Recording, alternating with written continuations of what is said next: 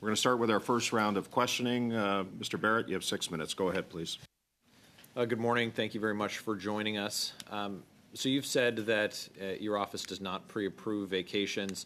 That's contrary to the statements that have been made by representatives of the Prime Minister. Specifically, the government House leader said that the vacation was pre-approved. So to be clear, do you pre-approve vacations by designated public office holders? I just read you the provision of the law. I give advice. I give advice when asked questions about conflict. We give the answer. The office holder can describe that advice that he gives whichever way he wants to refer it. In this case, they called it pre-clearance. It's not a term I would have used. What we did is we advised him on the propriety of his trip to Jamaica. As you know, it's in the public domain that he consulted us and we advised him. Okay. So the Prime Minister has offered 3 separate public statements on this matter as to the disclosure to your office. Are you able to share with us if it was the first, second, or third version of events that representatives of Mr. Trudeau provided Canadians? Can you say which one he consulted you on? No, I cannot. As I pointed out, it's confidential. I'm not responsible for the spokesman of the Prime Minister and the way he characterizes our interaction. I can only tell you what happened. They consulted us. We gave advice. They went to Jamaica. If it had not been an acceptable gift, it would have had to be reported on our website. 30 days have passed and nothing has been reported. Are you satisfied that the gift of the $84,000 vacation was one from a friend and not from an entity like a corporation or a company? Yeah. As I mentioned, we verify allegations of friendship. We do our research, and the facts as disclosed publicly by the Prime Minister and what we found ourselves are coincident with the fact that this is a true friend who has no relations with the government of Canada. So I appreciate that, but let me be a bit more precise. So it's not a question of to me, if they're friends. The question is, who gave the gift? So we'll give an example. If a Prime Minister is friends with, let's say, a family member of Ted Rogers, and it's established, it's been ruled on by your office that a Prime Minister is friends with this individual. If that designated public office holder then receives free wireless services from Rogers Communications, Inc. in perpetuity as a gift from the friend, but the friend is not incurring the expense, the corporation is foregoing revenue. Is that an acceptable gift from a friend? And sir, if it is not, has your office been satisfied in this case that the gift was in fact paid for by Mr. Green, and it was not just revenue that's foregone by a company that Mr. Green has an interest in? Because I don't see them the same way. Well, first of all, I don't answer hypothetical questions. So let's forget about what you are getting at is really the question: does it have to be the friend himself who has given that gift, or has it to be an entity that the friend controls?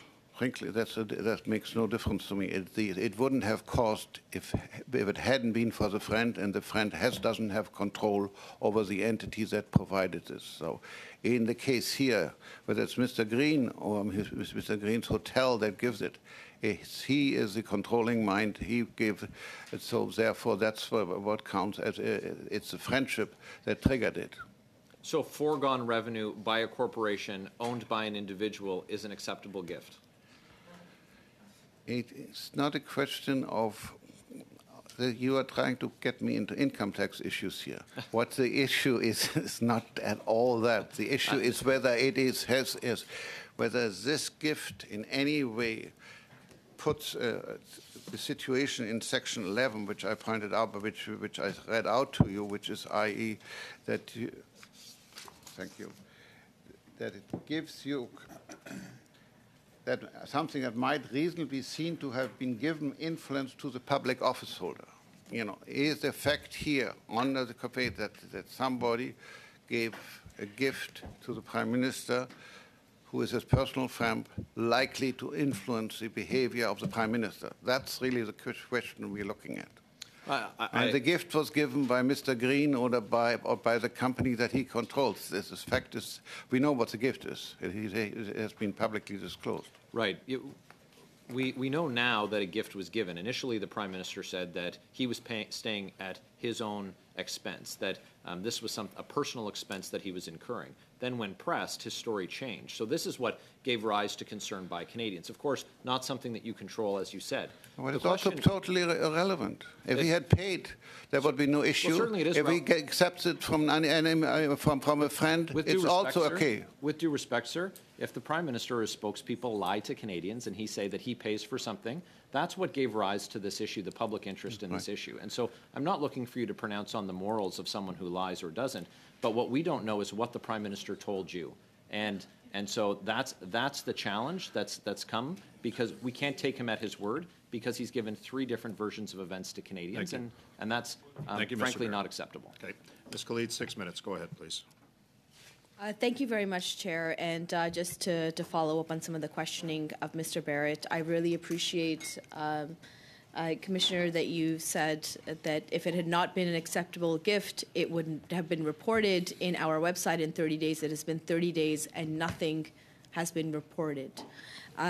I want to pick up on some of the issues that Mr. Barrett has outlined in more of a contextual basis. So the last time you were here, we talked about the strange case of 5 Conservative MPs who took a lavish trip to London in summer of 2023. Included in the expenses were 600 bottles of champagne, porterhouse steaks, Chateaubriand, and smoked salmon, which cost over $6,200 for a one night out for dinner. These expenses also included a $360 Uber ride. Their expenses and their travel were paid for by an organization that was created by one of the MPs, Mr. John Williamson, who was on this trip with them, except that specific MPs' bills were paid by a Hungarian think tank. At the time, you had said that this would seem to smell, and that you did not like that situation at all. The lobbying commissioner also said that this was an issue of concern. Do you still agree that this is not past the smell test? What you're talking about is now sponsored travel by MPs. You have a code of conduct for MPs. It specifically accepts sponsored travel. It provides that it says a member may accept for the member and guests of the member sponsored travel that arises from rate or relates to his website or to his or her position. And then if they are more than $200, they have to be disclosed. That's the provision there. So I have absolutely nothing to say about the amount, the propriety, everything that's said. You have adopted rules by which you specifically said sponsored travels are okay as long as they are disclosed. So on that case specifically, did Mr. Williamson consult with your office in advance of taking this trip? Again, any consultations that the members of parliament or of elected or office holders make with us are confidential. If he wants to disclose that he talked to us, that's up to him. We would not disclose it. Hypothetically, if a member of parliament reached out to you to consult whether they were able to accept a paid trip of an organization that they would have founded, what would your answer have been? Well, I pass you on to Mr. Dabrif, who's actually the person who will give the answer. So what would you say to a person like that? So essentially, under the code, as the Commissioner mentioned, there are no exceptions or there are no provisions for members to consult us, and therefore members are at liberty to accept any sponsored travel. If they would come to our office, we would say there are no acceptability tests in the context of sponsored travel. It is the decision of the member to determine whether or not he or she should accept the sponsored travel, because the code is very specific, there are no acceptability tests under the code. Some of you may remember on a few occasions, previous commissioners did ask for acceptability tests to be applied under the sponsored travel rules, and committee, so the Procedures and House Affairs Committee, did not concur to that. But again, it is up to members to make that determination. Now, there are provisions in the code that determine who is eligible to sponsor and who is not. But now, did Mr. Williamson consult with your office about accepting a paid trip from a Hungarian think tank? As I mentioned, I feel like I'm repeating myself. As I said in my opening statement, one of the core principles that makes the system work is confidentiality. So therefore, you, office holding, can come and talk to us in full confidence that whatever you discuss with us will not be disclosed. It's up to you to disclose. So whether he came or not, and what he said, etc., I cannot answer that question. You will have to ask him. I appreciate that. Thank you. And now, assuming that this trip that we're talking about to London was being organized by Canadians for Affordable Energy, since they were paid since they paid for 4 out of the 5 members, did Mr. Williamson consult with you about attending a paid trip sponsored by an organization that he had previously founded? And perhaps I know that you can't answer that question directly, but maybe you can talk about what our rules and the code say about the members' affiliation with an organization, and especially a foreign organization that is funding a trip for members, such a lavish trip on top of it. 20 seconds. Look, whoever consults that obviously has, let's say in your instance about the code under for the House of Commons, has to look what are the principles. They have to fulfill their duties with honesty and uphold the highest standards so as to avoid real or apparent conflicts of interest and maintain and enhance public confidence and trust in the integrity of each member of the House. The member would come, would lay out the question, and says, "Yeah, I have a. Does this comply with section 2 sub B of the which I just read out to you? What are the implications, etc." And we would give him advice, and we would say, "Well, it's up to you. What I would suggest you do A, B, C, or not D, or I guess you can do all of it, whatever the situation is." Thank you. And the member then proceeds as he or she sees fit. Thank you, sir. Thank you, Ms. Dalpé. Ms. Khalid, I did give a little extra time for that answer to happen. Monsieur Villemure, vous avez la parole pour 6 minutes. Commencez, s'il vous plaît. You have 6 minutes. Thank you, Mr. Chair. Thank you, Mr. Van Winkelshen, for being with us, and Ms. Dalpé as well. You always come here with goodwill, and I'm always impressed. I will focus on the public interest. I'll start with Ms. Dalpé. When was the code last revised? Answer. For MPs? For the Act. It was revised in 2013, but no amendments were made. And for the code, the last amendments were in 2021. Do you believe that the code should be updated, or is everything okay as it is?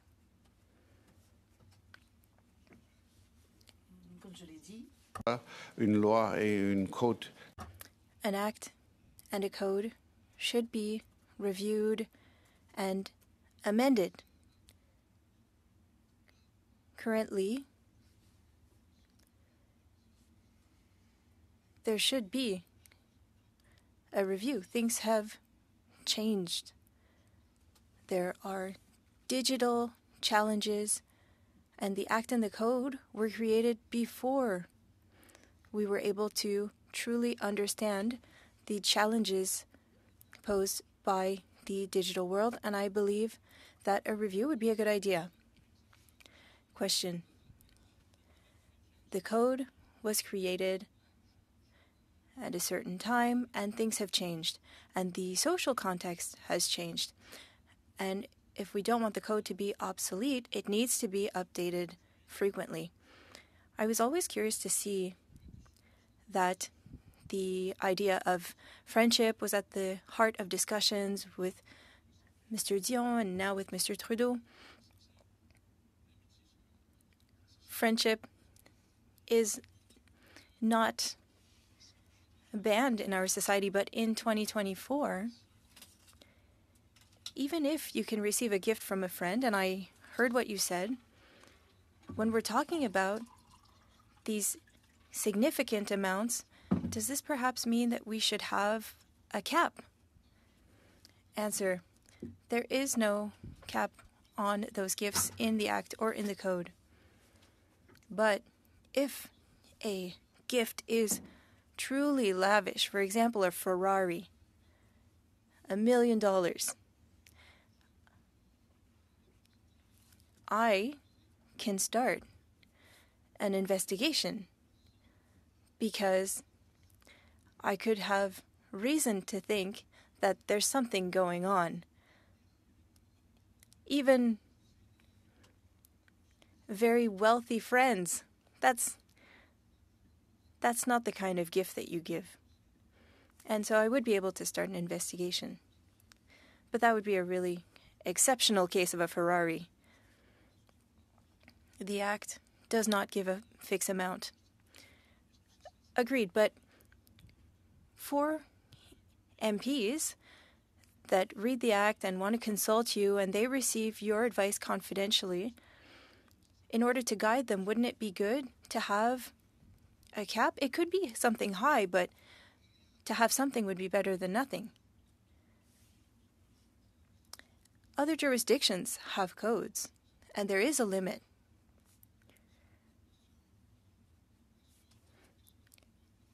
And you asked me if the Act should be reviewed, and perhaps that is something that we could do. We could decide what a limit would be for gifts. Are there any other sections in the Act that should be reviewed?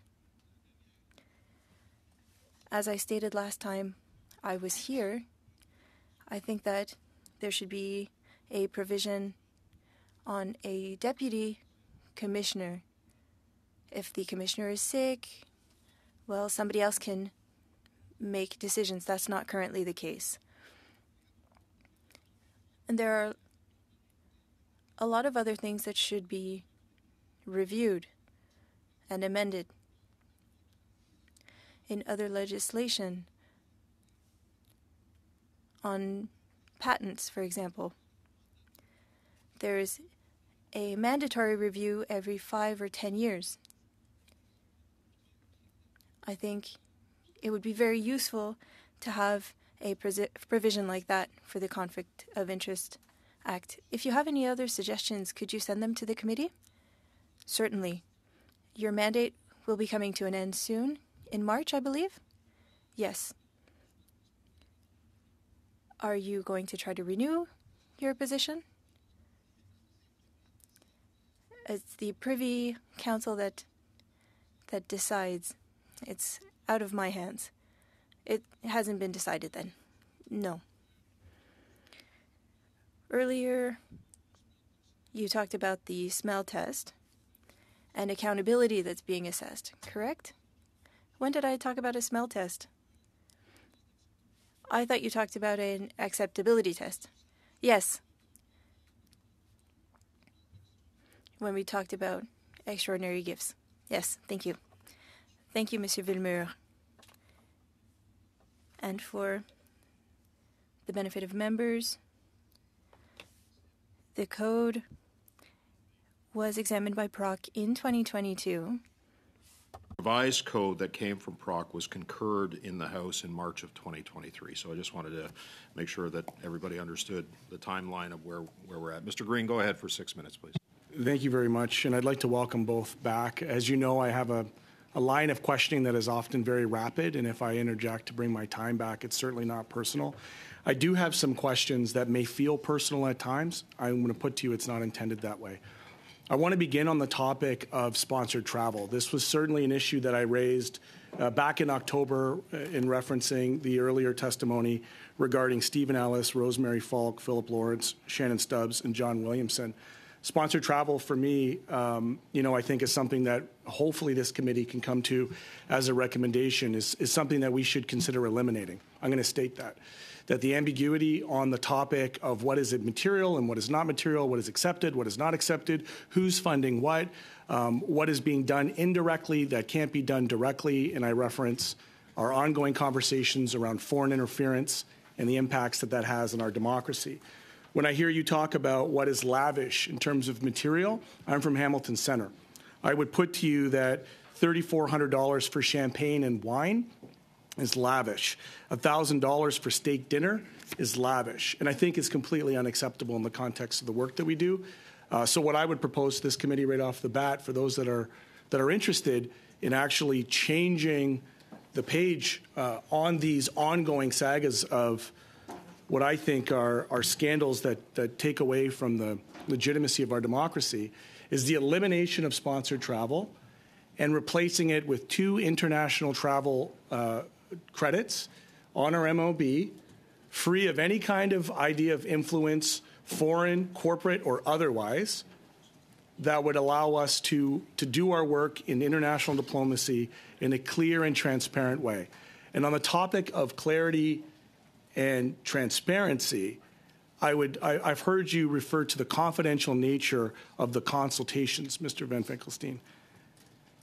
Do you believe that we could contemplate at this committee a process that is more transparent, perhaps one that would include a public disclosure of requests to your office for the purpose of the public good to determine on the content of people's inquiries? Or is it your opinion that confidentiality is a cornerstone of your office and is required to be able to do your work correctly? It's the latter. I hate to say, but I really can't see how you can do it. I mean, when you come to me with a conflict of interest, you basically disclose to me your personal relationship, your financial involvement, your familial, whatever it happens to be, and you'd be surprised how complicated the life of some people are. You don't want to share that with the public. You don't want me to disclose it, etc. What we have here is we give you advice, you follow it, etc. And those things that can be disclosed or must be are disclosed, but they are disclosed in the redacted person. If you don't have that, people won't be forever. And sure. all it means is I'm forever investigating, which is not good for the people. I would put to you an adage of my old football coach. Yeah. Chances are, if you have to ask, you ought not be doing it. And so, as complicated as things are, the point is that we're in positions of trust to make decisions that could be complicated by externalities like influence. We're dealing with that right now in a very significant way with foreign interference. And so, in my mind, there ought to be a way to consider a disclosure that might not have the kind of degree of information that you're suggesting, but rather would give the public an understanding of the types of muddied relationships that tend to happen on the Hill. I think about the revolving door that happens between PMO's offices and lobby groups, the relationships that happen there. We've just referenced sponsored travel. You know, there's a lot of work at this committee that I don't enjoy. I don't enjoy the political mud throwing and the muckraking that happens here, and the faux outrage, quite frankly. And I say that because as much as my conservative friends want to make this an issue here and today, I would put to you an $80,000 trip is an issue for my constituents in Hamilton Centre. But I think about Stephen Harper's trip, $45,000 trip to a baseball game in Broadway. These things happen. So my question through you, Mr. Chair, to the witnesses, in relation to actually substantively changing the code, what would be your recommendations to avoid us having to do this Groundhog Day of scandal, whether it's Liberals or Conservatives or what have you, to finally put an end to and provide clarity to a code that would provide an equal weight of like what is legal and what is ethical? Because I would put to you the code as is written now provides legal opportunity and legal cover through your advice, but certainly is not ethical, at least not on the face value of it. So in your opinion, what would be some ways that we can help out of this study gain some kind of value from this beyond the media circus to actually improve the legislation? Well, if you look at the code of which you're subject to as a member of parliament, it says to avoid real or apparent conflict of interest. That's a very well-known concept in law, which judges apply all the time when to determine the parties before them whether they are conflicted or not. Strangely enough, that wording is not used in the Act. The Act does only talks about conflict, or says its definition of what's in conflict of interest, but it does not use the word real or apparent conflicts. You could put those in the word. They have a jurisprudential meaning, and people would know how to apply them and would know how to advise you whether something. Yes, it's not a conflict. There's no sense, but it is an apparent conflict. That's a rational man on the street looking at that would say, this isn't And right. you would agree that both are damaging to our democracy? Absolutely. Excellent. Thank you. Thank you, Mr. Green. And again, a reminder to committee members that any review of the code is done through the Procedure and House Affairs Committee. We can make recommendations. That's but my recommendation. Ultimately, it's up to them to review what's in the code, as they did in 2000. Just one item of information. Our office has produced a guideline for the application of the code, which has to be approved by the committee of the House, the procedural committee, and then you will have it in order to help you live with the code and administer and understand how we interpret it and how we try to be helpful before you even come to talk to us. Thank you, sir. Second round, Mr. Brock, 5 minutes. Go ahead. Mr. Berthold. Monsieur Berthold. Oh, Monsieur Berthold, je m'excuse. Apologies, Monsieur Berthold, go ahead.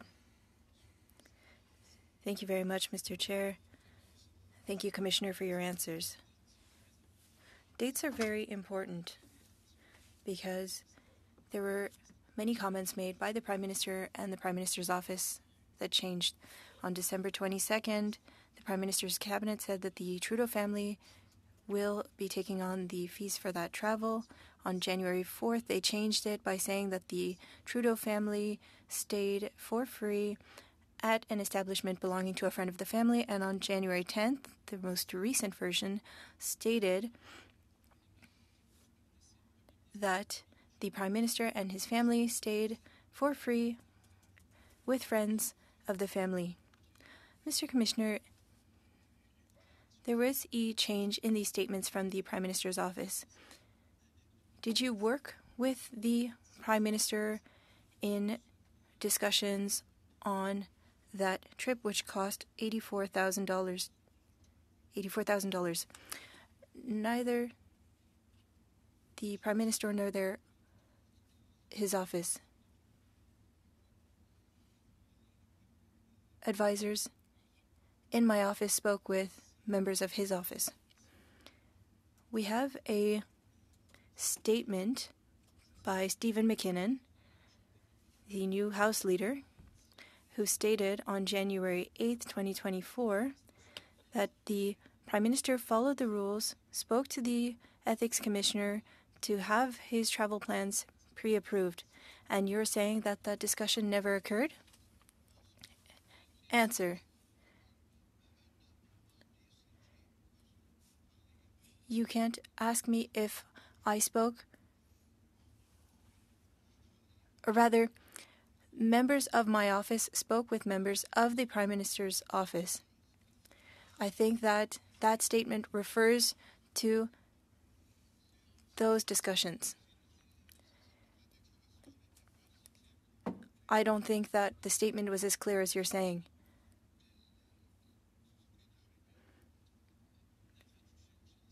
The translation that I have here is pretty clear. The question is, did you speak personally to the Prime Minister of this situation? And the answer is no. When your office was informed for the first time, did you receive a request to assess the trip, Lynn? The request came in before the travel in December. Was it before December 22nd? Yes. And so it wasn't talks between your office and the Prime Minister's office that changed the public statements. As the Commissioner stated, I cannot read between the lines, but I know that the office was consulted before the trip. Mr. von Finkenstein, you have a privileged relationship with MPs and you need to respect confidentiality. What is the importance for you with speaking directly with MPs? The Prime Minister was found guilty of not respecting ethics rules twice. This trust and confidentiality is important between MPs and the Commissioner. There is a member of my team that is assigned to all of the different public office holders. If somebody wants to speak with me directly, I will accept, of course. But it's up to that person to request a talk with me if they would still like to do so after speaking with a member of my office. When we're talking about a conflict of interest, words are very important, as you know. The fact that the Prime Minister or somebody from his office stated that the trip was pre-approved might give Canadians a false sense of security. If a person says, I consulted the Commissioner and received advice, that's quite different. We're here because somebody from the Prime Minister's office stated that you had pre-approved, or your office had pre-approved the trip. And I would like for you to repeat in French that this is not what happens. Monsieur Berthold, a quick response, please. These are the words used by the spokesperson of the Prime Minister. We give advice. The office consulted us on this trip. We gave our advice. He went on this trip. And nothing was shared on our website.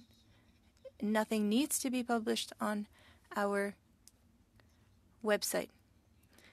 This is a gift from a friend, as was declared. Thank you, Mr. Commissioner. Thank you, Mr. Berthold. Sir, go ahead. Thank you, Mr. Chair, and thank you, Commissioner and Ms. Dalpy, for coming up today. So you give advice. So basically, when we're just to close the matter on the Prime Minister's trip here, I think you've said that you give advice. So he was pre-advised. We understand that. The advice we give is tantamount to a ruling, and members always follow the advice we give. You've mentioned that. And that if it had not been acceptable, it would be reported in 30 days. And it's been 30 days, and nothing has been reported on your website, so you've indicated that. So in this matter, do you believe this matter is closed? As far as I'm concerned, there's nothing to further. I mean, as I say, if there had been something that needs to be disclosed, it would have been disclosed. We were advised, we gave advice. The Prime Minister obviously took the advice and followed it. And what he or his spokesman says publicly is not in under my control, and I have no comment about it. I explained to you how the process works and how it has worked. And the response came from your office. You said, we give advice. That's your office, and yes. You're responsible for your office, right. Just as the Prime Minister is responsible for his office. Right. So, so ultimately, this matter is basically closed. And as far as I'm concerned, yes. Okay. I wanted to just go back to another question. I know you said there's no limit on commercial value of a gift. How do you factor commercial value of a gift into your interpretation of the Act determine whether the acceptance of a gift or other advantage was permissible under Section 11. So if you're looking at commercial... You're quite right. There is no value stated in the Act, and it doesn't come into play. What I discussed with Mr. Villemure was in a really exceptional circumstance, what would you do something? Can't you? There has to be a limit. There has to be a sort of a societal limit. You want to have an ethical limit of how far you can go. And I said, well, there isn't one, but if it was an absolutely extraordinary gift, like $1 million car or something like this, you know, it would. I can always, if I want to, say this is so unusual. It really, I have trouble accepting that you're such good friends that you give each other $1 million gifts. You know, let's have an investigation. Let's have some more information in here, sworn statements, etc. And it may be, yes, was a gift, and we will say, yes, it was a gift, and therefore, or maybe it said it was characterized a gift, but there was more to it. But that's an exceptional circumstance, and it has never happened, and hopefully will never be. But just in order to answer forthrightly Mr. Vilmure's question, I said, in such a case, I think I would probably look into it further. Okay, and I want to go back into maybe something Mr. Green brought up about like sponsored travel. Like, again, we're talking about ethics here. You know, does it matter? Do you look into like who is sponsoring a travel, like what their background is? Would you go as so far as to? I don't look at it all because it's especially accepted under the code. Now, if you're worried about public trust and confidence, etc., maybe you want to change it, or you want to put some restriction or some limitations on it. That's up to you to decide. It's a code that you impose upon yourself. I have nothing to do with it. So it's a code that we impose upon ourselves, ultimately who we want to relate ourselves to, who the sponsor is, and what they are about, ultimately reflects upon who you are traveling with, or who the think tank is, or who what policies that they try to push forward, whichever lobby group that would be. So that's upon you, right? Ultimately. Well, if you would impose such a restriction on you, then you have to be very careful to specify what exactly is acceptable and what not. Whether it's monetary limits, whether it's political leanings, whether it's foreign, domestic, or whatever. What are the criteria by which such sponsored travel would have to be judged? And just final question: has the leader of the opposition ever reached out to you for pre-advice on any travel? Again, that's the thing. If he has, it's up to him to disclose, not for me to say whether he has or hasn't. Okay, thank you. That's all the questions. Thank you, Mr. Baines. Commissioner, la prochaine intervention est pour... The next question is for Monsieur Villemure. You have 2.5 minutes. Thank you very much, Mr. Chair. Earlier, I like the fact that you mentioned a reasonable person and the example of the Ferrari. And so the examples that you give reflect the code. Would it be right to say that when you propose an action, it complies with the code, but it could also not be ethical? Would you agree with that? Answer: no.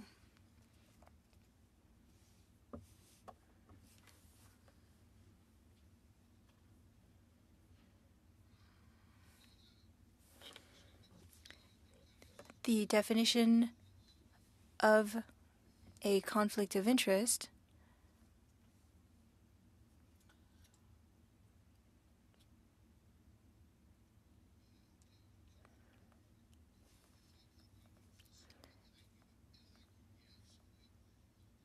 states, or rather includes,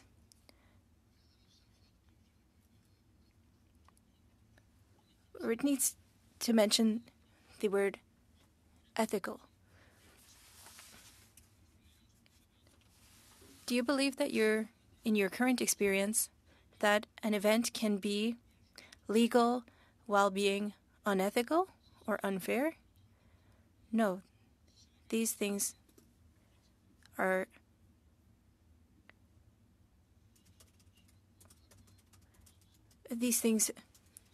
cannot be true. Can something be legal and not ethical? Well, the way that we create legislation, I think that these are not things that can happen at the same time. But we're talking hypothetically here. Perhaps if you gave me a situation where there is something that is legal but not ethical. In 2.5 minutes, I don't think I can, but I do understand what you mean. So coming back to what is ethical and complies with the code. Apologies. My colleague mentioned that we offer advice. And in our advice,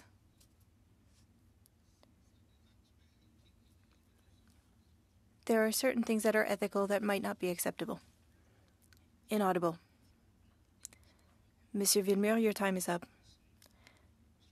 Thank you. Thank you very much. And I think there's some really important points being made around the nature of disclosures. You had mentioned that it takes 30 days for a disclosure to happen, and we are to, it's inferred that because there wasn't a disclosure made, everything is okay. And so through you, Mr. Chair, is it the testimony today that it's completely up to us to self-report? Is the whole code of conduct around this a process of self-reporting? I mean, the code is the conduct, but it's the code of the act and starts with the assumption that you're an honest person. You want to avoid conflict. You know you are in a situation where you find difficulty, and because of that you come to us and say... But directly to the question, is it required that we self-report? Sorry, I have to answer your question. You said, does it self-correct? Obviously, if there's a problem, we expect you to self-correct it. That's not self-correct, self-report. There's a difference. Self-report. Because specifically to you, sir, you know, when you say that, like, if there's not a 30 days, you say, well, then there isn't a problem. And my question to you is, how do you know? Like, I'm not saying this as an indictment on you. No. I'm stating that we have a scenario where, in your time, you know, there have been plenty of complaints that have happened, very few kind of deep investigations that have resulted in any substantive findings. That's not an indictment on you. I'm saying that's an indictment on the code and the process and the systems in place and how we hold each other accountable. Because what I'm taking from this is that if I don't report it, you would never really know, would you? Yes or no? No. They're not quite. You came to me. You came for the problem. I said, to do this. And by the way, if you accept this, you can accept it, but it's over $200. So you have to report it. You don't report it, I'll start an investigation. But Why? if I do report after it... 30 days, but I said, if you do report it, the world knows, and you elect us as a judge of whether that's a proper gift for you to accept or not. Yes, and we contemplated this last scenario where I talked about the absurdity that in the current legislation, I can't accept an $800 bottle of champagne, but somebody can send a limo to my house, pick me up, fly me across the country, and we can drink the $800 bottle of champagne together, and that's okay. That's what's absurd about what we're talking about here today. I want to put this last question to you. Is it your opinion that if we eliminated sponsored travel, your work would be a lot easier in terms of dealing with perhaps more important issues by eliminating this kind of gray area of self-reporting and ambiguity around limitations? Very quick response, please. Well, it's certainly an issue that has been raised in the past where the previous commissioners and even myself, my team, to administer the sponsored travel in the same way as gifts, so applying an acceptability test to make sure that the individuals offering the sponsored travel are not placing the member of parliament in a situation, conflict of interest situation. Thank you, Ms. Delpe. Thank you, Mr. Green. We're going to conclude this round, 5 with Mr. Brock, 5 with Ms. Damoff, and then we'll reset at the top for 6-minute rounds. Go ahead, Mr. Brock, for 5. Thank you, Mr. Chair. Thank you, witnesses, for your attendance today. I'm going to start by just offering a comment about the level of hypocrisy that I've heard from some of the Liberal members and the NDP members. It reminds me of the phrase that those who live in glass houses should be throwing stones. In particular, Ms. Igra Khalid accepted a sponsored travel in 2017 to the United Arab Emirates and billed, or the value was $8,518.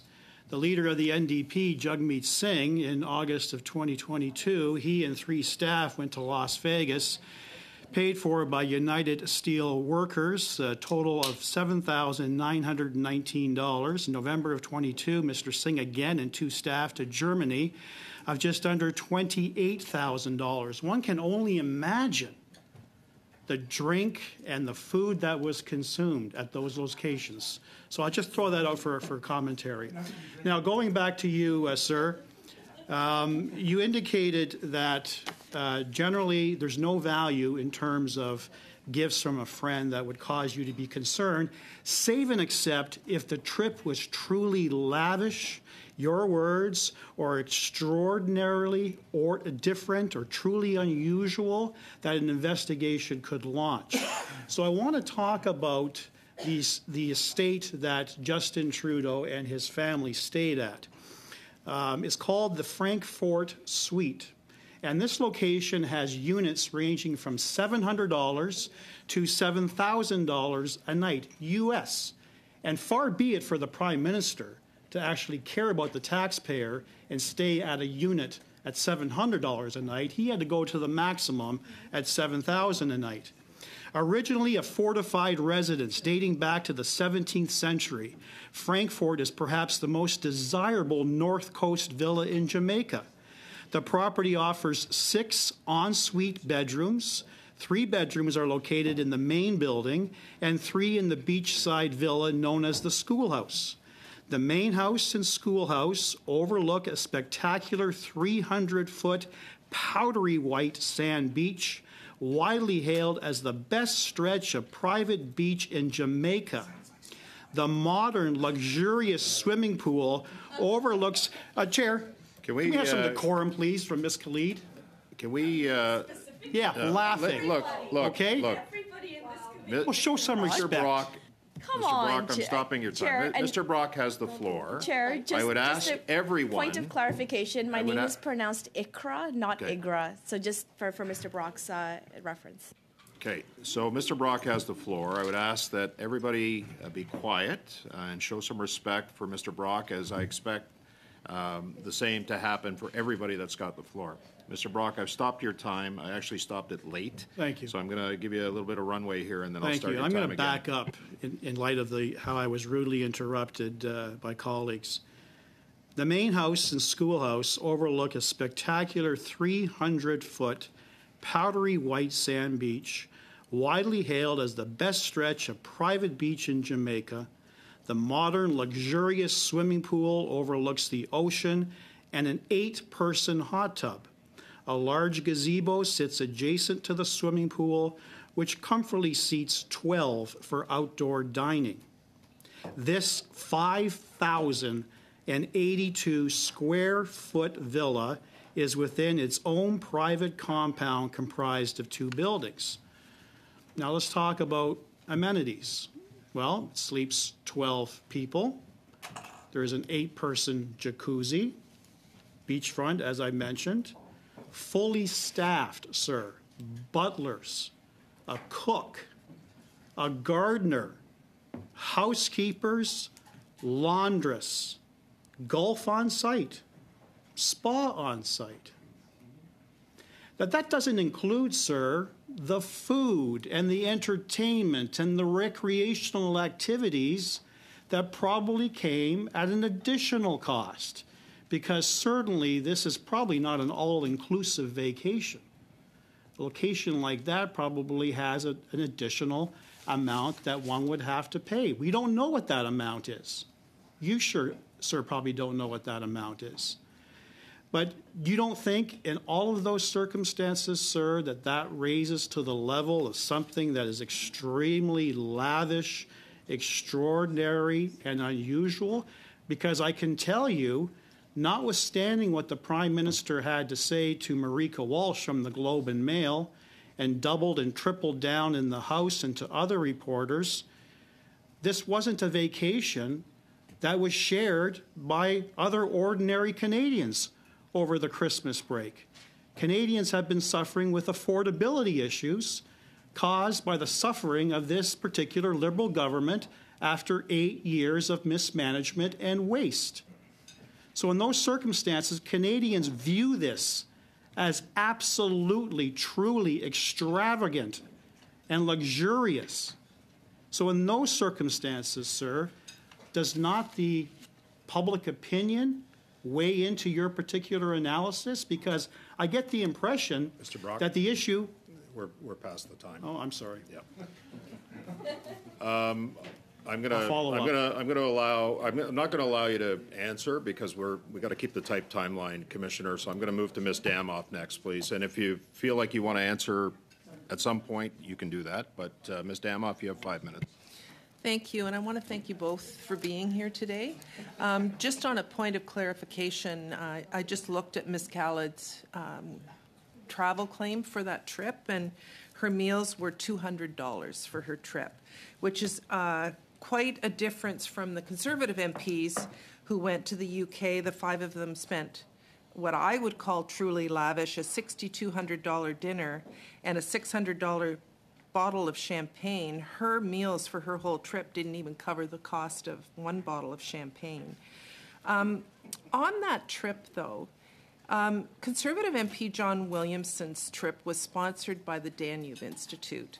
It's a right-wing Hungarian think tank. I did a really quick check of their Twitter feed. They reposted one tweet that said, quote, "Budapest is China's greatest friend within the EU."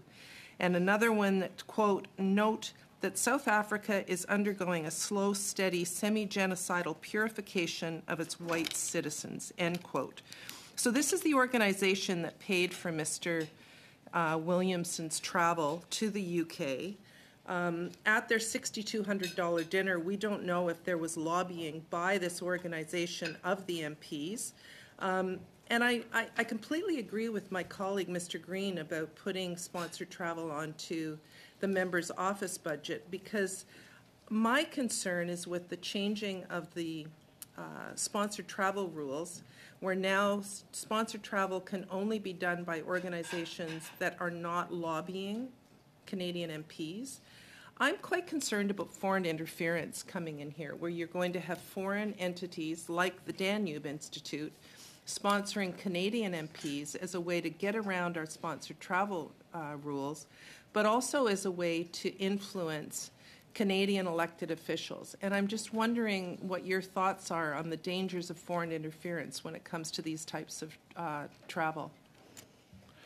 Well, you know, first of all, as sponsored travel is dealt with by the code which you impose upon yourself. So it's up to you to change it, etc.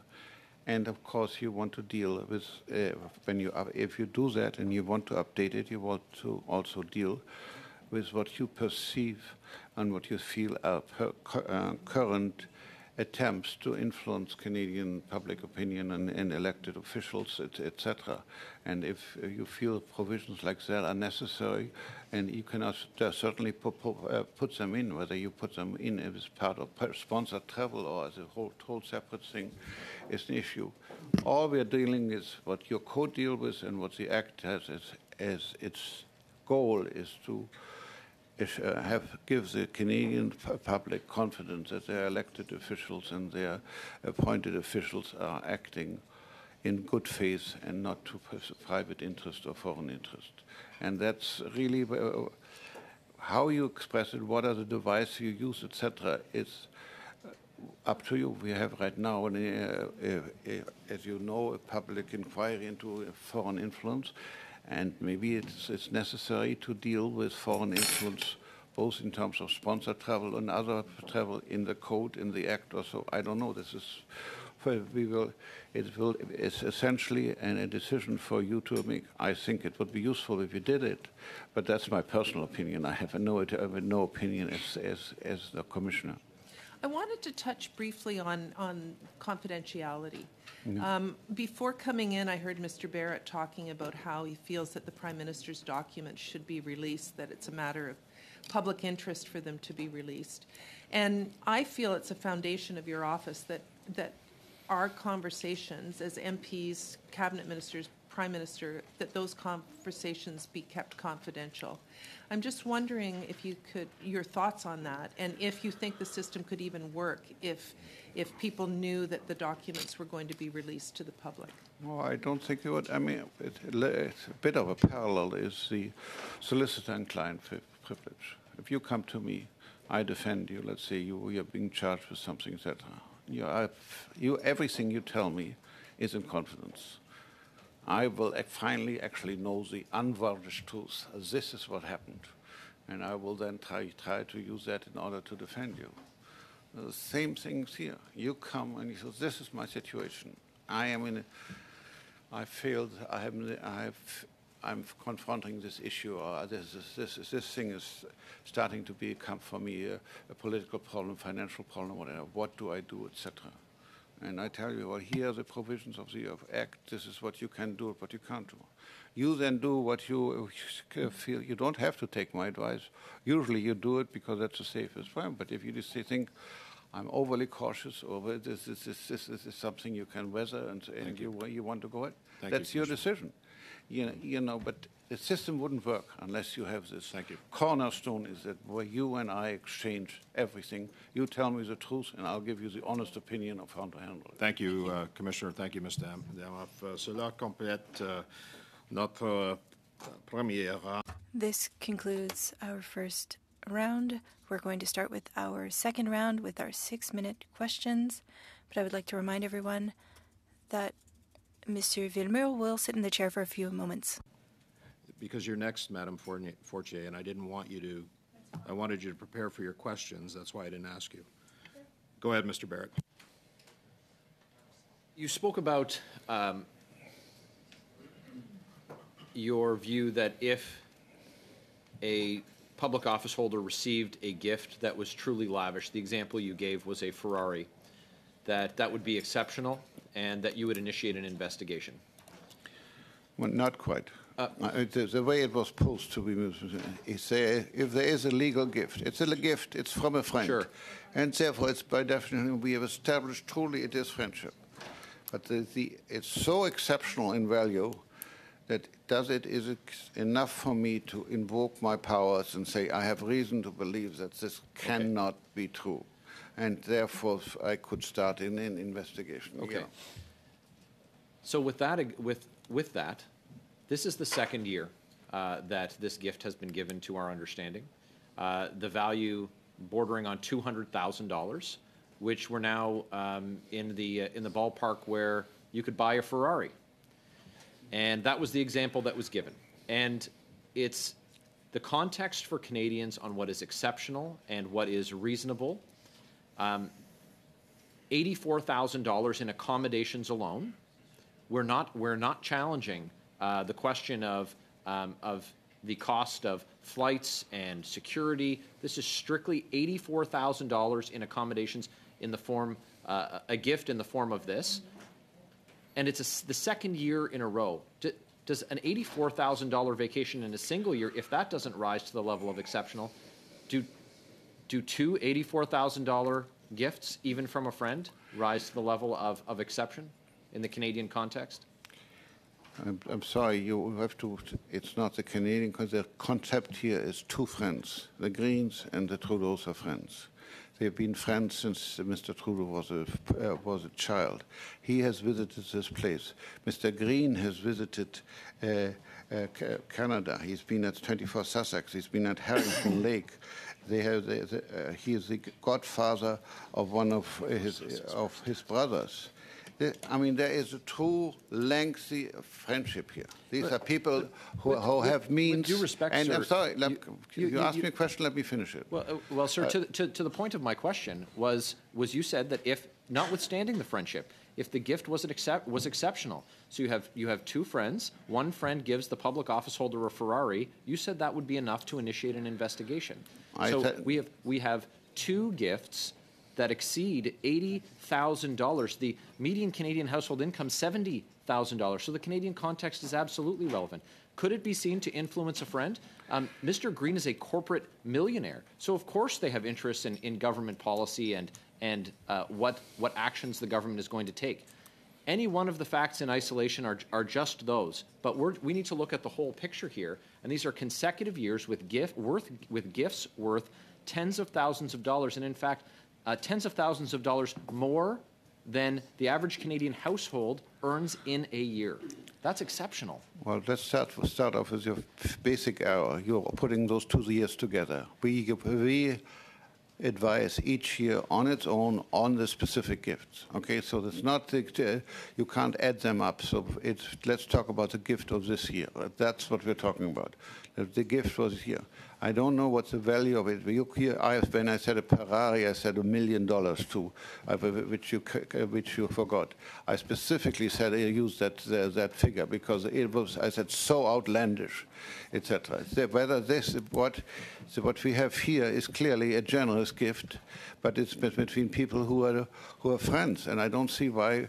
Just because they're well off, they can't exchange gifts. And that's what they're doing here. You know, the Greens have come to Canada, they've stayed at Harrington Lake, etc. They've traveled around the world, apparently. And these are all public statements by the Prime Minister, not by me. Right. So you know them. And you may think it's improper or not. That's obviously the elector may think. Is it enough for me to have reason to believe that there's something here that needs to be investigated? No, it's not. Right. I would point out that it's not public knowledge if there's been an exchange of gift of this value, but certainly the acceptance of a gift of that value. There's been no claim by the Prime Minister that he offered gifts of values of similar nature, and the hospitality that you mention is all, of course, at the Canadian taxpayers' expense. We talked about last year's gift. Is this one that, in the context of this year's gift, that you reviewed in making your decision? Well, I wasn't here last year, so I definitely didn't make last year's decision. And this year's decision was made by somebody in my office on the basis of the facts disclosed by the Prime Minister. We came to the conclusion, obviously, that this is something that we give advice. Whatever the advice was, I can't tell you, but it's a consequence of the advice was that nothing was published on our website, for which you can infer whatever you want to infer. The last question that I have for you is do you deem it relevant that the foundation named for Mr. Trudeau's father received a sizable donation from the Greens in the context of the gift that Mr. Green also gave to Mr. Trudeau? Do you see those two as related? The gift to the Trudeau Foundation from Mr. Green and the gift to Mr. Trudeau from Mr. Green? Very quick response, sir. I don't see what one has to do with the other. We are talking about gifts received by Mr. Trudeau. Things received by the Trudeau Foundation is not a gift to Mr. Trudeau. Thank you, sir. $180,000 to his family legacy foundation is related. Madame Fortier pour 6 minutes. Commencez, s'il vous plaît. Ms. Fortier, you have 6 minutes. Thank you, Mr. Chair. Thank you, Mr. von Finkenstein, for being with us. And thank you, Ms. Robinson-Dalpe, as well. I had the opportunity to speak with your office, and I appreciate your work and your advice. You have been rather clear on everything and even have had to repeat yourselves a little bit, so I want to come to something else.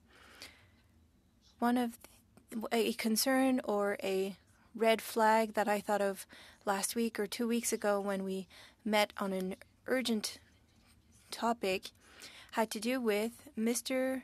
Barrett's motion on the production of documents that was defeated. We heard your expertise and got your advice on confidentiality. There are consequences in opening up that can of worms, but I would like to know what the importance is of these provisions on confidentiality in the Act. And for your office to be able to do its work, how important is it? As I stated to your colleague, confidentiality is essential.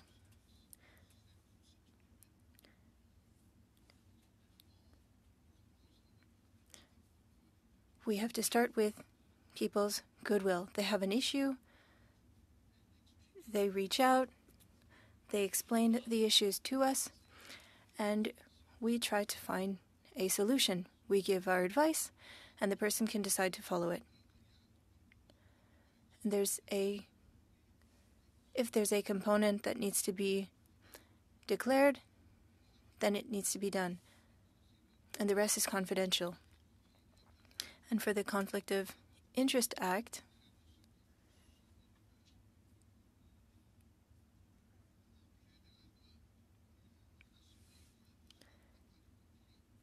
it needs to be ascertained that there is no conflict, but we also need to encourage people to ensure that there is discussions between the public and private sector, but also respecting the act. And we wanted to ensure that in this trip there was no conflict of interest, and that can only be done with complete confidentiality between our office and the person.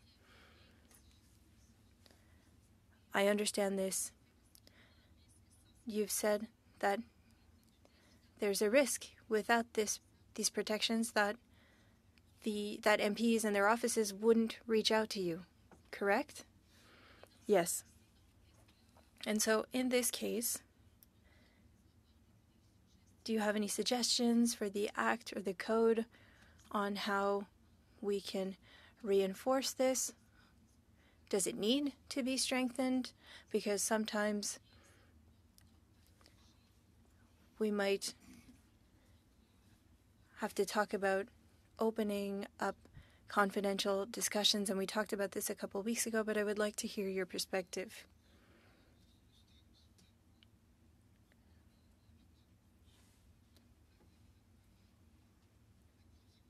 The consequences are negative exposure. If you go against the code and cause a conflict of interest that is against the law, we will expose it. We will expose it publicly on our website. We will inform the Prime Minister. We will inform the House of Commons, and they will decide the consequences. And of course, the Canadian public as well will have their opinion on the matter and on what the consequences should be. But we are not responsible for punishment. We simply expose what happens. I think you were very clear. Thank you. And now for another line of questioning, because earlier you mentioned that in 2024, we have to deal with the digital sphere, and that has an impact on us as MPs, and it has an impact on your work. If we were to re-examine legislation, would you have any recommendations considering how things have changed since the Act was created? We did not have to focus on the digital world. Answer: I don't think I'm here to suggest any potential amendments to legislation. If you'd like, I could send a written suggestion, but I believe that the consequences are quite significant, and there are the unintended consequences, and people want to avoid that. And so I would like to think about it before I make any of these recommendations. And today we wanted to see how the legislation is now, but perhaps also in this new year, perhaps examine the Act and the Code and see if any revisions are necessary. Thank you. Thank you, Madame Fortier. Thank you, Mr. Commissioner. Monsieur Villemur, you have 6 minutes. Thank you very much.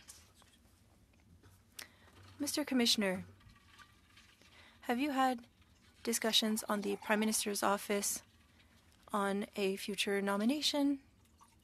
No.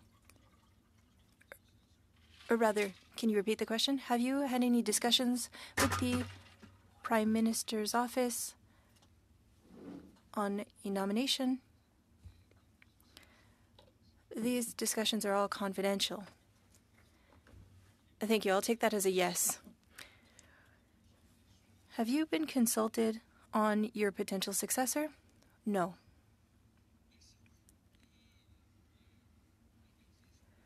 Recently, Democracy Watch shared a decision on your work saying that files were buried or set aside.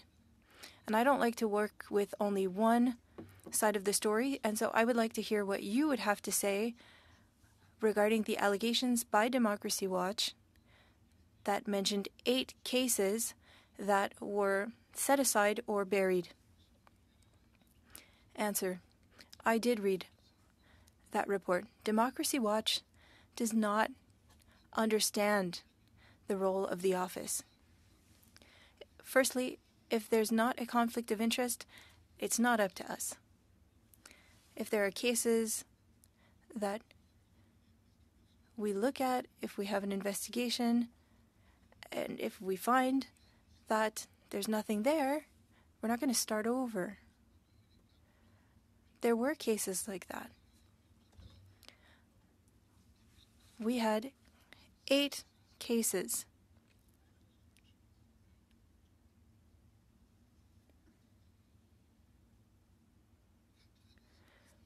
In 4 of those cases, they've focused on Mr. Gréval, who was an MP about 5 years ago. Why investigate someone who is no longer an MP? The other cases were cases where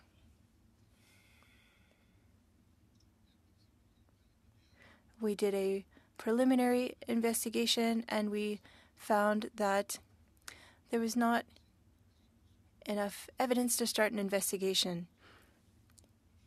And we have an investigation against Ms. Verschuren and another member. And what did I say? I said there's not a conflict if somebody leaves the department and starts working for another department. There doesn't need to be a cooling off period of 1 year before changing departments. If you are a Deputy Minister of Transportation and you want to work with the Agriculture Department, congratulations. There's no conflict of interest there. You know the different departments. I was told that it was illegal, but we didn't see a conflict of interest there. And another thing had to do with assets.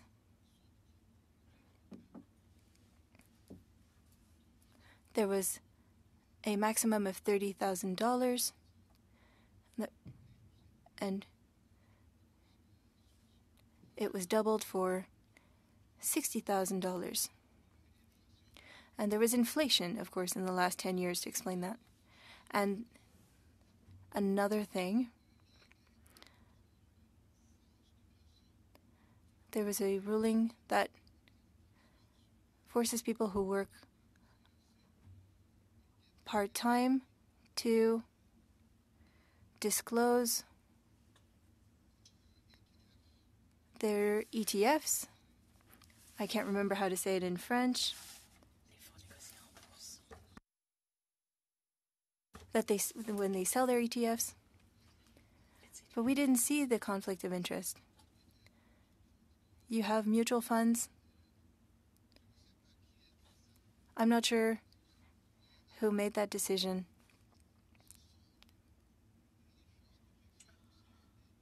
These are the things that I've done that, according to Democracy Watch, are horrible. Thank you very much, Mr. Commissioner. That gives me the opportunity to better understand the allegations. It's true that not all interests are a conflict of interest. With the time that I have left, less than a minute, I would like to come back to a question that was asked earlier. So somebody consults you, you give your advice, and then a person can decide to follow that advice or not. But if you notice a lack of judgment, will you intervene? Or, for example, I could say that Mr. Trudeau's trip was legal, and it's true. But perhaps it was a lack of judgment there. So for such an allegation, would you offer advice? In that kind of case, we could say it's legal, but it could have a negative political impact for you. I could say that it's my obligation to tell you that it will likely cause issues for you, but you decide. You could do that. Yes, I would.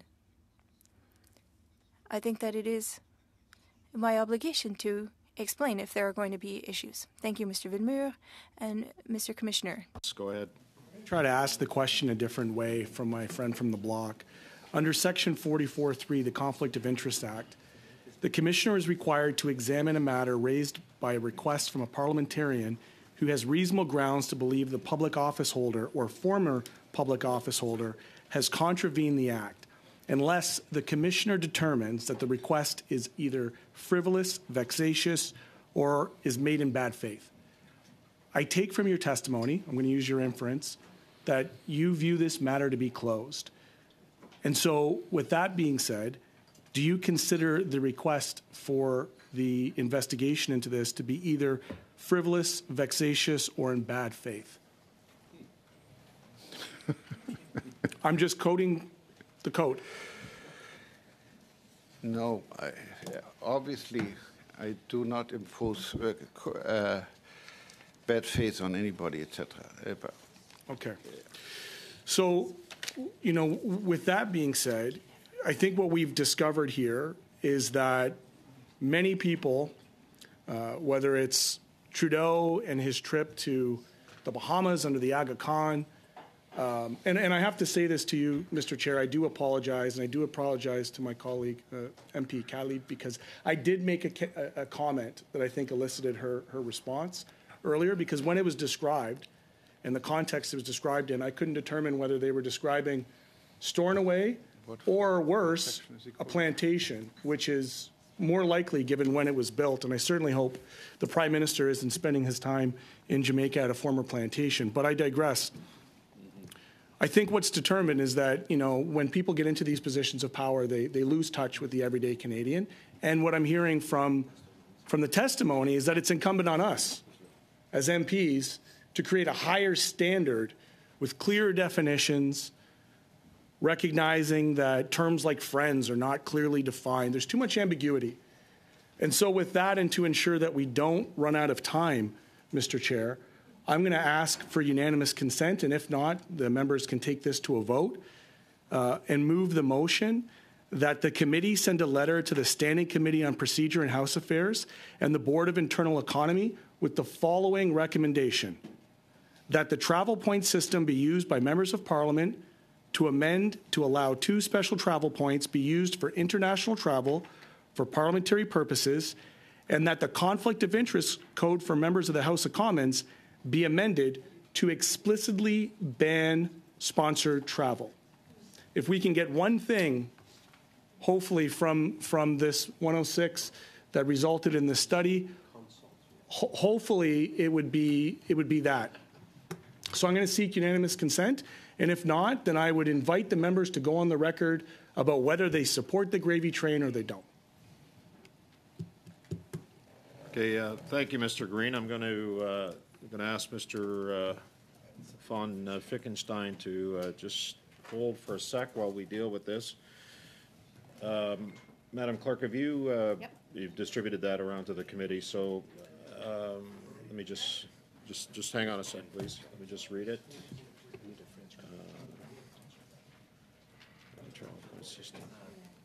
Okay, so in relation to what we're dealing with today, I'm going to allow the motion to be submitted by Mr. Green as written. Mr. Green has asked whether we have unanimous consent to approve the motion that he has moved. So I'm going to seek. Oh, Monsieur le Président, je voudrais. Mr. Chair, I would like to receive a copy in French. Have you not yet received it?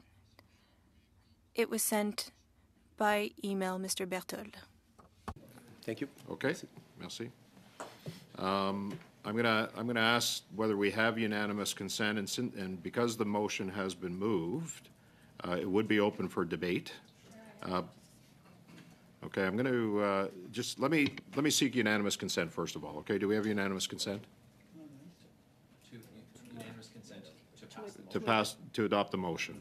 Okay, so not seeing consent. I want to add a little bit to it. That's all. Okay, so we're going to. So it's open for debate at this point. So I'm going to open the floor for debate on Mr. Green's motion. Again, sir, I'm going to ask that you stay. Perhaps we dispose of this quickly. If not, then I am going to dismiss you. But if you just hold on, that would be great for a sec. Ms. Khalid, I see you first having the floor. Go ahead on the motion. Thank you very much, Chair. I 100% agree with Mr. Green. I think this is an excellent motion for us to present. My only concern is that when we prepare this letter, that all members of this committee actually be able to review and provide amendments or edits to that letter before it is sent over to PROC, just to ensure that that all of the committee's consent, including the NDP and the Bloc, viewpoints are taken into consideration with this letter. Thanks, Chair. Okay, so the request from Ms. Khalid is to review and edit the substance of the letter if it is adopted, if this motion is adopted. Okay. On the motion, Mr. Barrett. Yeah, so, Chair, my initial concern is that there's going to be added costs to or a change to members' budgets for this, and wouldn't want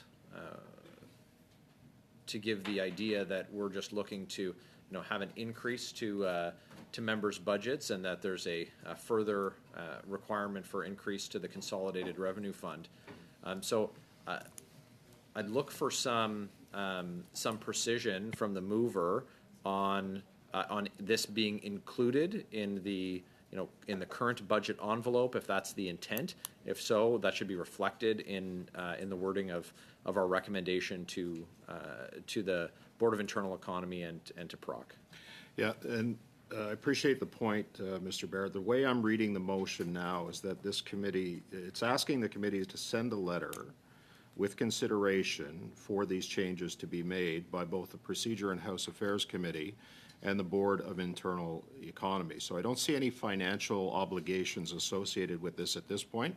That would be up to both PROC and the board to determine if they do decide at some point, whenever that point may be, to accept this committee's recommendation based on what Mr. Green has proposed. Now, I'm going to ask Mr. Green if that is an accurate assessment of what your motion proposes today. That is absolutely accurate, Mr. Chair. This is for their consideration. Obviously, this isn't an MOB situation because travel credits come out of the central fund, but this would have to be duly studied and reported on. What I'm asking this committee to do, Mr. Chair, is to move beyond the political ambulance chasing and start to provide political legislative remedy to close the gaps on this. I'm not interested in coming back under another government, going back through the list of sponsored travel dating back to pre-Confederation. What I want to do is hopefully use the time here judiciously to ensure that we're actually providing legislative responses. We've heard them today. They've said this is up to us. And so let's do that now. Okay, thank you, Mr. Green. Mr. Barrett? Yeah, that sounds fine. Okay, so we have a we have a motion on the floor that we are now going to go to a vote. Oh, sorry. I honestly, I didn't see it. Sorry. Go ahead, Ms. The Damo. clerk, I thought, wrote it down. That's okay. Sorry. Did you write it down? Oh, you did too. Sorry. Okay. Go ahead, Ms. Damo. Thank you. I support this. In fact, you and I have spoken about this, Mr. Green, through you, Chair. I guess my only question is should there be some oversight on these international trips? Our MOBs already allow us to have 2 trips a year to either Washington or New York City. Most MPs don't even take advantage of that. So it's not like every MP is suddenly going to be traveling internationally. But it does, there would be, our trips are reported publicly, so I would be very public and accountable. I guess just the way it's worded right now, I just wonder if there's an ability to have some kind of oversight on the international travel. Maybe we don't need it in this motion, but I am very supportive of what you're proposing. Please respond to Ms. Damoff, Mr. Green. Thank you very much, Mr. Chair. The reason, look, this is a very simple motion that refers this matter for legislative consideration at PROC and the Board of Internal Economy. I'm not even suggesting we have to be prescriptive, which is why I'm not interested in getting into unanimous consent around wordsmithing. I think if we send this as it is, we have identified the issue that's happened at this committee. I'm putting this marker down because it's, plausible that within the next 12 months, something like this can happen again. We need to do what we're tasked to do as a committee, review the issue. We've heard quite clearly in testimony where our current Conflict of Interest Act lies, where the sponsored travel gaps are, and they are significant. And so on the sponsored travel issue, this is it. We need to come back to the gifts for sure and have a clear position. But I do believe that ethics could be potentially nonpartisan, that potentially we can find common ground to say this needs to end. So that's what I'm proposing here today. Thank you. So thank you, Mr. Green. We've had some discussion on this and some clarification on exactly what the motion proposes. So I'm going to go back, rather than a recorded vote, I'm going to go back to seeking consensus on this with the caveat, as Ms. Khalid had pointed out, that the ability of the committee members to review and edit the letter if need be. So do we have consensus on this? I'm seeing Mr. Barrett nod, Mr. Villemure, Mr. Green, and Madame Fortier. So we do have consensus, so the motion does pass. Okay. Thank you, Mr. Green. All right. I am going to go. Well, we're still. Can I answer the question Mr. Green posed to me? We didn't forget about you, sir. I still have 3 minutes on my...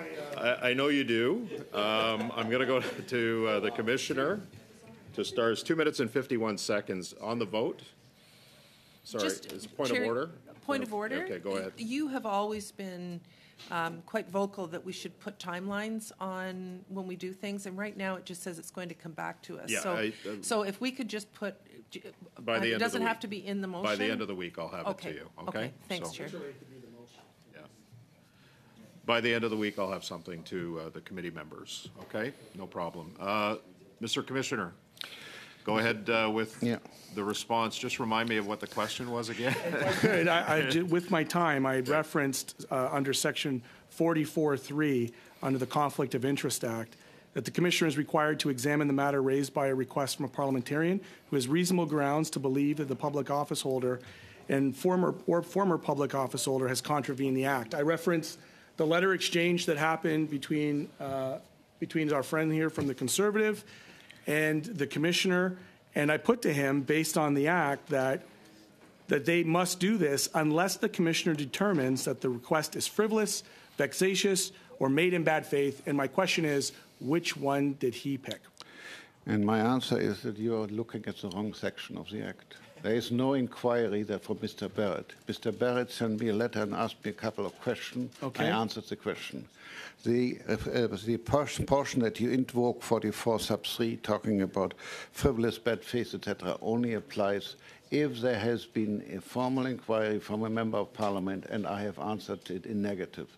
So it's a situation that's not before us. Okay, so... Mr. Green, you have 2 minutes left just to update you, okay? No, that's perfect, and that's important for the clarity, because I was not part of the 106 meeting. wasn't clear about the urgency of this, but yet here we are, and wanting to be clear that it was just a general inquiry that was made and not a formal inquiry. I think Mr. Barrett has put the letter on his website, has he not? So you can still see it for you. It's in the public domain. Okay. The letter has been distributed to members of the committee as well.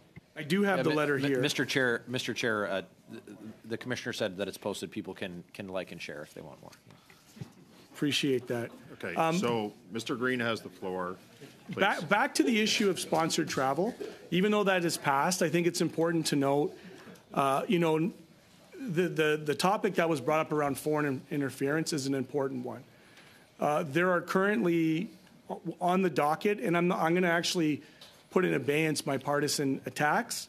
I won't name names, but there are multiple records of people who have taken sponsored travel by organizations and individuals who have no real track record.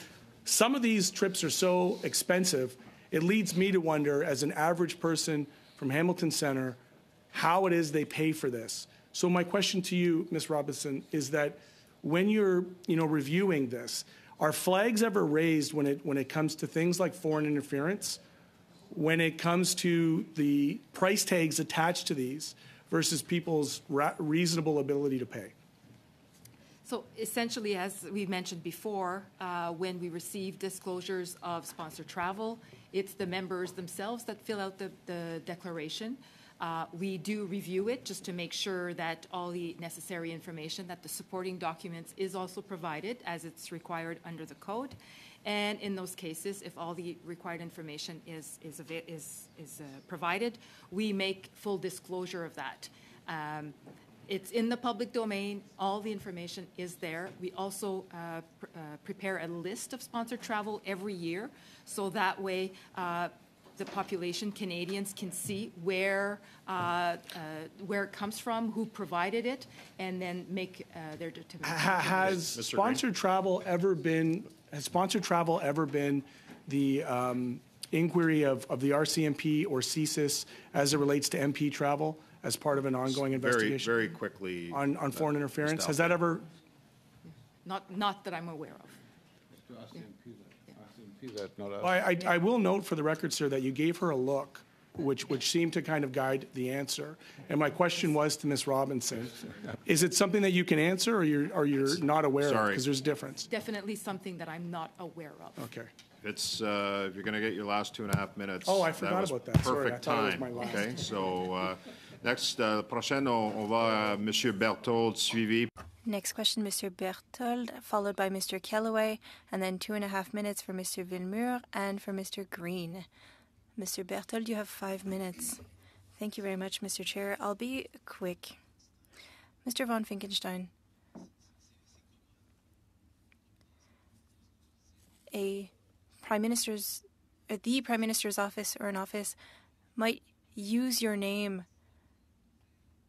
to say that they made a request to the office and that they approved.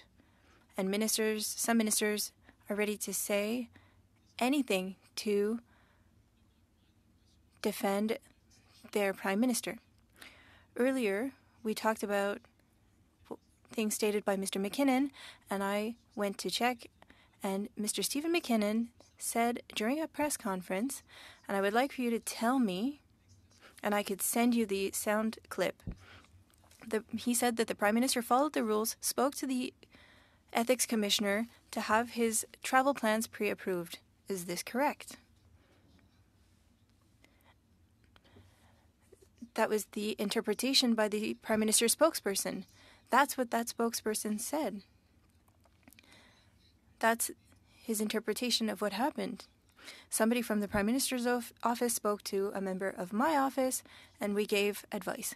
And so when Mr. McKinnon says that the Prime Minister spoke to the Commissioner of Ethics, that is not true. I did not speak to him personally, no. Thank you. I was listening to you respond to Mr. Barrett's questions on a Ferrari. And I just want to understand. So a Ferrari as a gift for $200,000 could trigger an investigation by the Ethics Commissioner. But when Mr. Barrett talked about the travel that was about $200,000, you talked about $1 million for a Ferrari. Mr. von Finkenstein, as a member of the public, where would one know what the bar is? What triggers an investigation by the Ethics Commission? Whether it be a luxury car or a luxury vacation. Is it $200,000? Is it $1 million? Earlier, when I was listening to you answer questions, I felt a little lost. I apologize for using the example of a Ferrari. What I wanted to say is that the rules are clear. If it is a gift coming from a friend, it is acceptable. What I said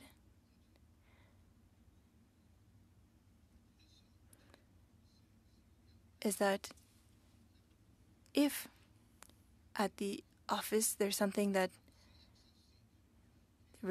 is so excessive, well, then I can start an investigation if I see it's excessive. But it depends on the means of a person, because for me, $84,000, if a friend is offering me a trip of $84,000, it could be seen as excessive because I could never be able to pay that myself. We have to look at all of the circumstances, the amount of the gift, the friendship, the situation, and if needed,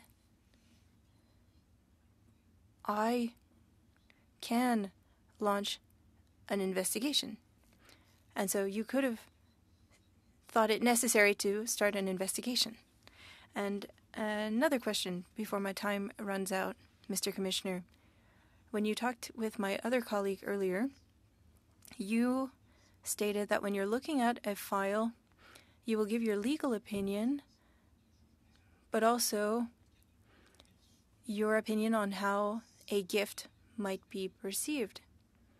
But if you're not speaking directly with the Prime Minister or with an MP, how can this friendly advice be given?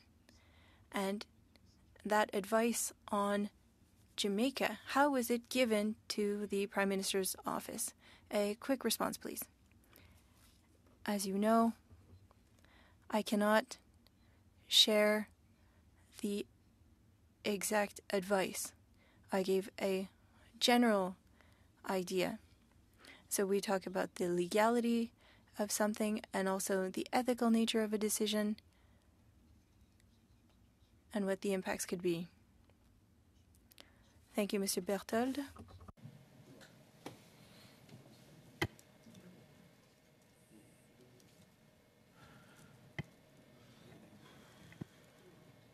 Mr. Kellaway, go ahead, please. Thank you. Thank you, Mr. Chair. And thanks to the folks, Commissioner and others that are there today. A couple of things. I think I have 5 minutes, Chair, or is it 2 minutes? 5 minutes. 5 minutes, okay. A couple of things. I have a question, Commissioner, but a couple of things I want to highlight, given the fact that we're towards the end of this session. You know, what I heard today is the Commissioner confirmed that the PM stayed with a friend with no connection to government. The Commissioner is not investigating, and there's nothing new to investigate. And the Commissioner said the matter is closed. I also found it interesting, and I think a number of folks talked about it today, that, and you mentioned it, that your advice is tantamount to a ruling. And it certainly appears that a ruling was made by you and your office, which I appreciate.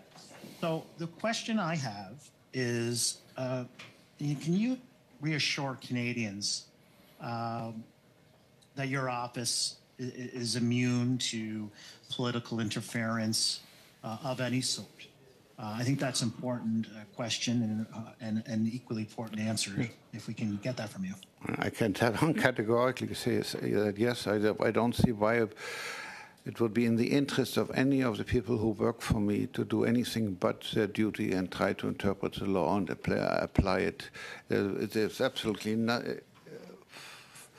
They are selected very carefully. They are trained. It's very clear that what we do is help people avoid conflict of interest. That's what it's there. And we do that regardless of what political stripe or who is involved. What we are trying to do is, exactly as the Act says, facilitate the interchange of people between the public and private sector. And that can only happen if there's no conflict of interest. Thank you, Commissioner. And I also want to say what I liked what came out of today was that we actually, as a committee, discussed some solutions, and I want to thank MP Green for that in terms of looking at doing a deeper dive with respect to a legislative response through, no doubt vigorous debate and discussion. And for Canadians watching at home, I think that's what you want. You want the ability to decipher between political, interesting political discussion, in some cases, political exchanges, but looking at solutions.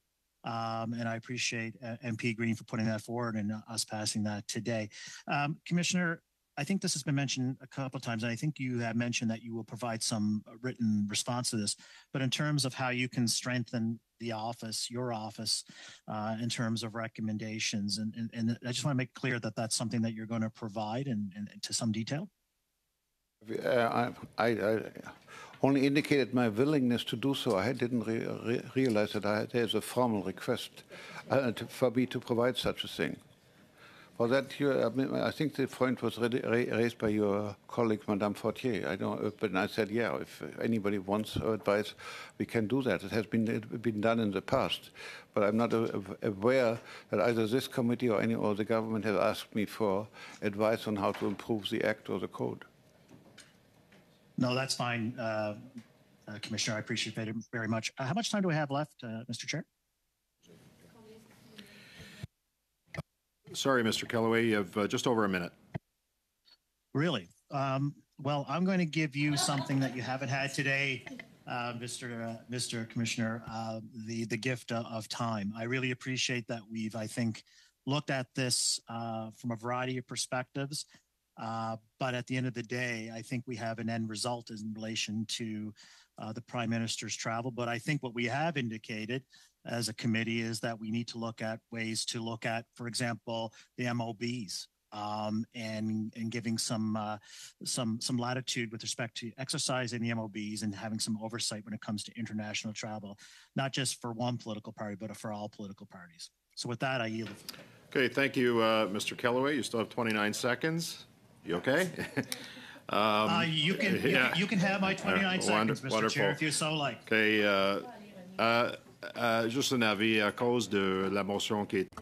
Because of the motion proposed by Mr. Green, we will have another 2.5-minute round. We'll start with Mr. Villemur, followed by Mr. Green, Mr. Brock, and then Mr. Baines.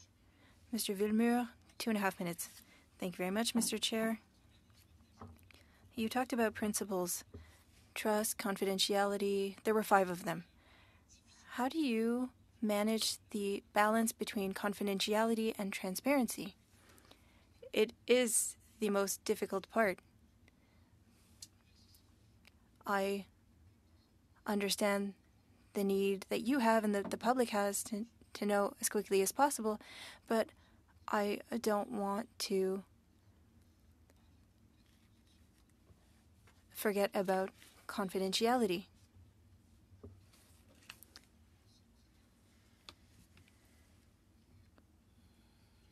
As I stated, or as my colleague mentioned, we try to be as open as possible, and the legislation is clear. All of our activities are focused on confidentiality.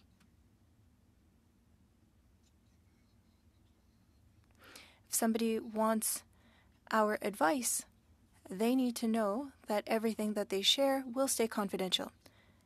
And so there's confidentiality, but you want to be as transparent as possible. Yes. Thank you for clarifying that. Earlier, colleagues talked about what was said in the newspapers. Are you concerned by your words being misrepresented. I've been in the public service for a great many years, and so I'm quite used to this happening.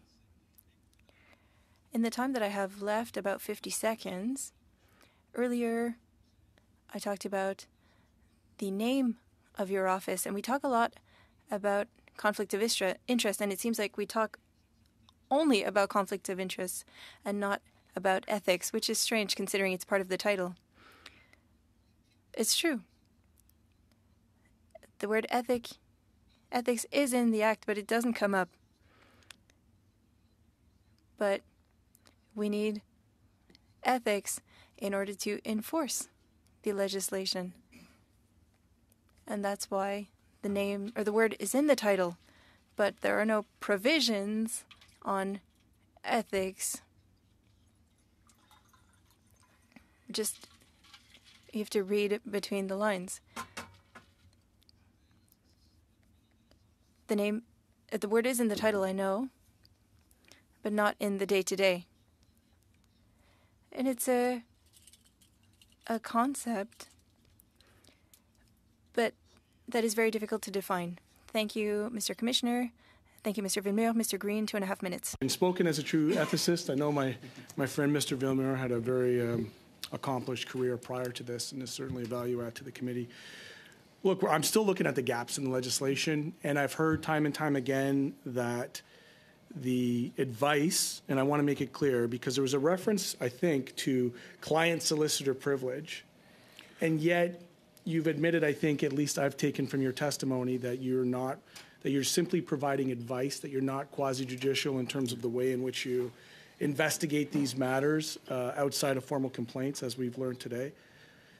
So you've said that it's the definition of whether or not a friend provides the gift, and yet referencing Section 2, subsection 3 of the Conflict of Interest Act, the term friend is not actually defined. No. So in your opinion, would this be a glaring oversight in legislation that leads to, again, too much ambiguity on whether or not somebody ought to be considered a friend or an interest? You know, this is really a question of drafting. If you try to define friend, then you're automatically limited. And you make, this is a friend and not, and people will try to either fall in or without the definition.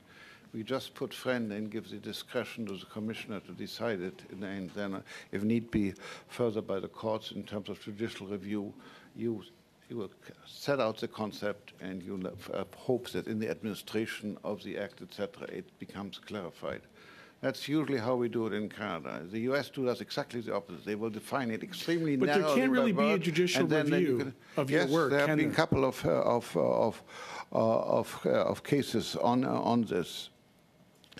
One of them says the assessment of friendship is a matter of fact and should be measured not only by considering the closeness of the bond between the office holder and the veneer, but also against more objective indicators. So in just for the people who are watching, who I'm sure are glued to their televisions right now, if they had a complaint, or if this had been an official complaint put by my friend Mr. Barrett to you, and you decided it wasn't worth pursuing, then a member of the general public could take that decision and apply for judicial review? Is that how the process works? If I made an error, yes, you can have judicial review. Decision that I made. But how would they possibly know if it's a client solicitor privilege and you don't have to disclose anything? That's enough.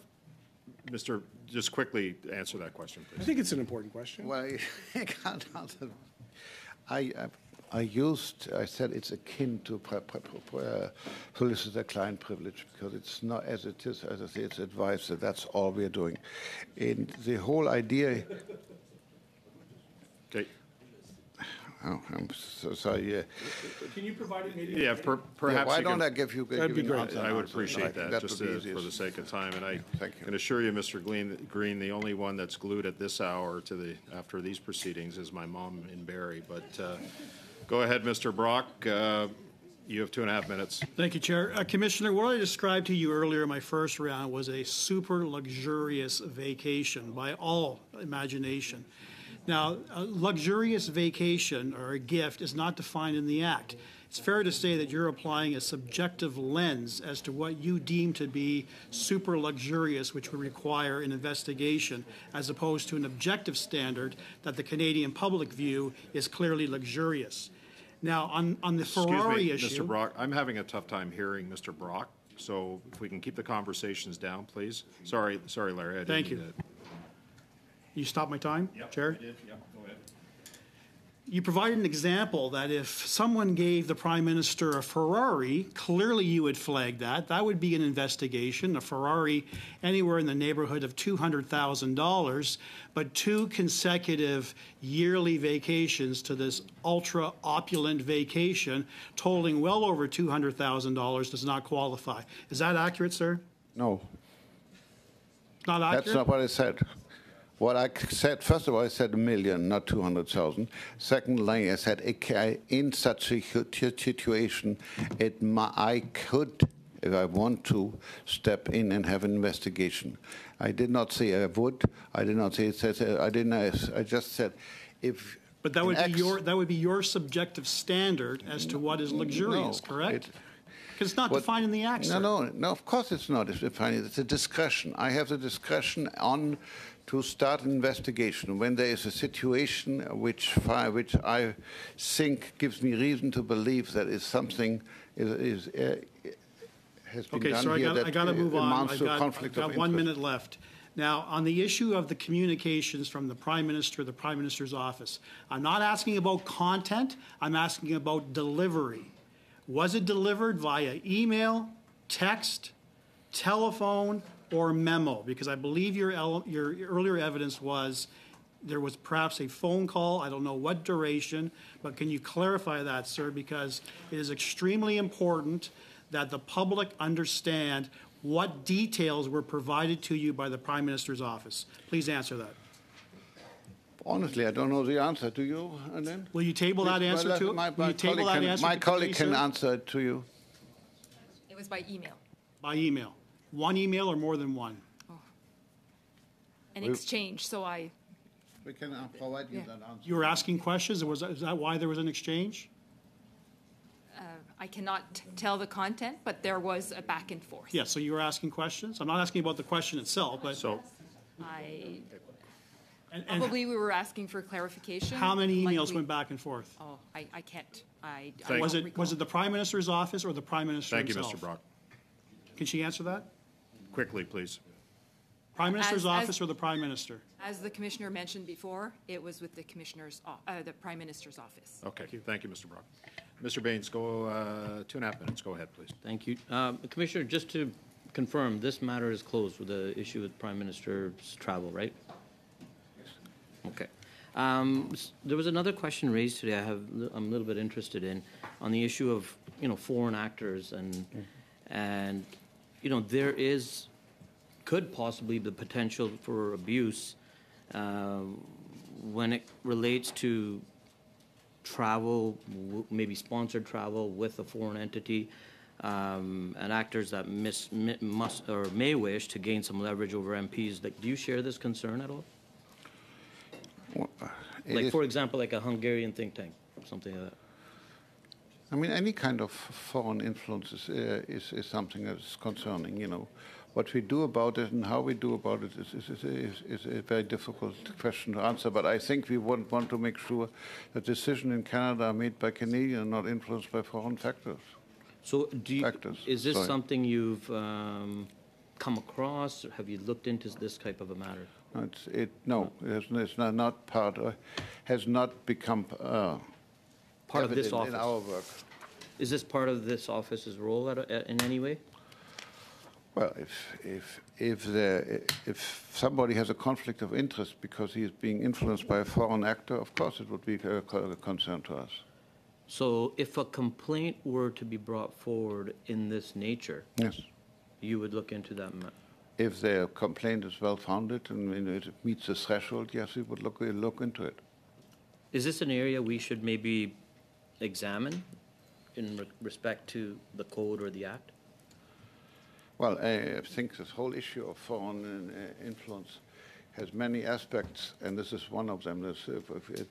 As I mentioned before, we have a national inquiry right now. There's also a question of lobbyists, etc. So I think you want to look at it holistically, not only within the aspect of foreign travel under the Conflict of Interest Act. So an element of,